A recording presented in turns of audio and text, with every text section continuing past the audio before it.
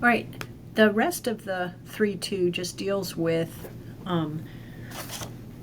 finding derivatives for functions that might include a transcendental function like sine, cosine, or the exponential function with a base of e. So those basic rules are given.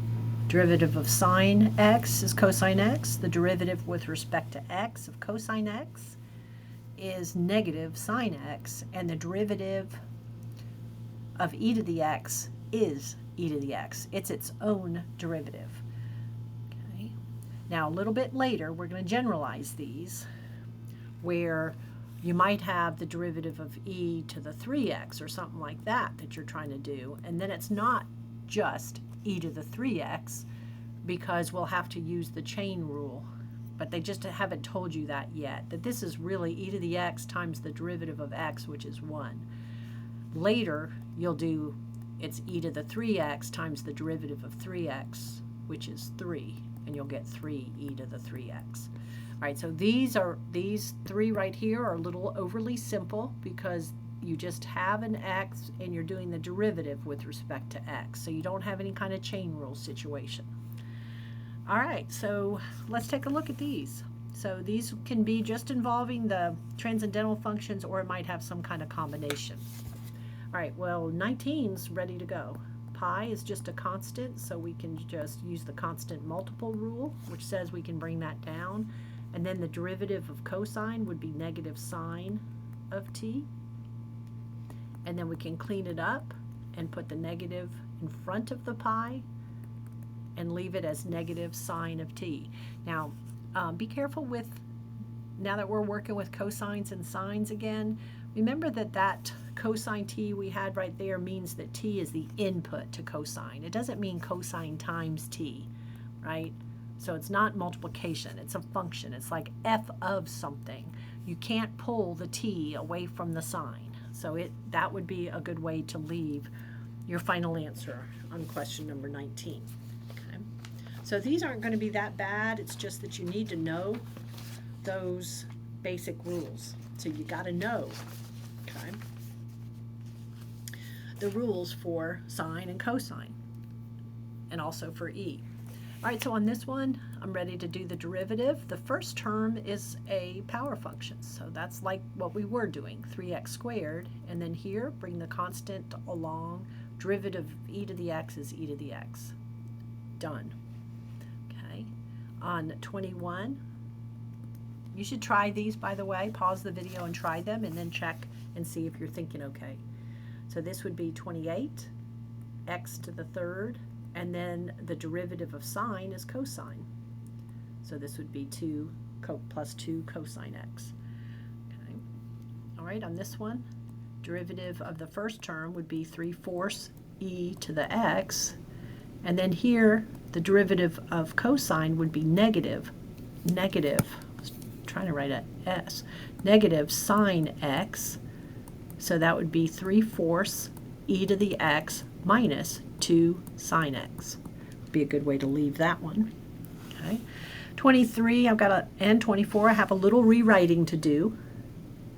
Okay, so I'm not doing the derivative yet, so I'm not putting the little prime symbol. I'm just going to rewrite that as 2x to the negative 1/3 power.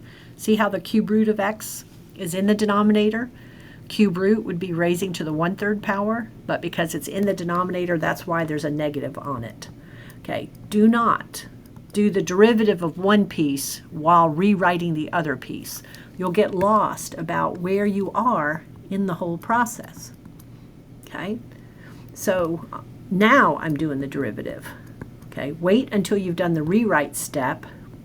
Even though you could have done the derivative of cosine, don't do that while you're rewriting the other term. Just do the derivatives all at the same time.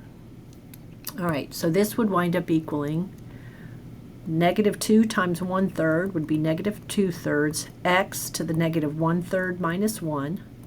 Here I'd have 3 times the derivative of cosine, which is negative sine x. So this is negative 2/3 x, negative 1/3 minus 3/3 is negative 4/3. 3 times negative sine x is negative 3 sine x. And then it started with radicals, so I really do need to get it back into radicals. Okay, so this would wind up being, let me just squeeze it, oops. Let me just squeeze it in right below that. Let me see if I can get a little more paper.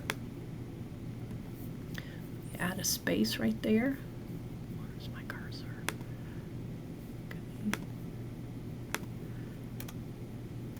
Okay, so that's going to wind up being -2 over 3. Okay, the negative exponent makes that move to the denominator. Okay, so I'm going to have a radical down there. The 3 means it's a cube root. I'm going to have x underneath, and then that's got to be raised to the 4th power underneath there. So -2 over 3 times the cube root of x to the 4th. And you could have put the 4 on just the x underneath the cube root, and it would have the same meaning, and then just bring down the rest of it. Okay. All right, and then on this guy, I need to do just a little rewriting. Think of that as x to the 1/2 power. Then go in and do the derivative and tell yourself you're starting that derivative process. So this would be 1/2 x to the 1/2 minus 1, which would be 1/2 x to the -1/2. And the derivative of -3e to the x is -3e to the x. So I'm just going to carry that along and then get rid of that negative exponent by putting it in the denominator. And it's to the 1/2 power, so that makes it a square root of x. And then minus the 3e to the x. Okay. All right, and then I have a few problems here. Let me see how many I have left. I may just go ahead and do them in this video. Nope, I'm going to stop it.